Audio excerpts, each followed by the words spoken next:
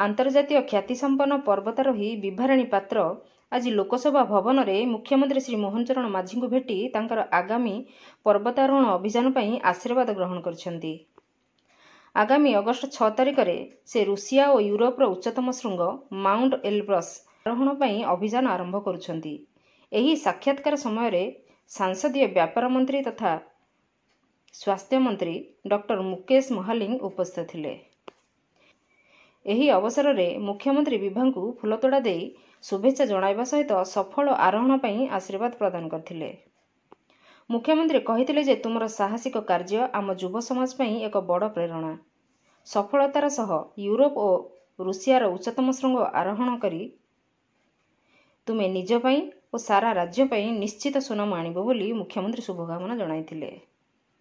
सूचनायोग्य जे विभाराणी तालचेर निकटस्थ मेरामंडल जड़े पर्वतारोही। से 2019 रे लेह लद्दाखर माउंट स्टॉक कंग्री और 2023 रे आफ्रिकार माउंट किलिमांजारो आरोहण करिसेंती। एहा सहित 2019 रे से आबुधाबी आंतर्जातिक यूथ लीडर भावे मध्य सम्मानित होइछंती। से अनेक जातीय और अंतर्जातीय पुरस्कार मध्य पाइछंती। Bureau report, Nagaraj news.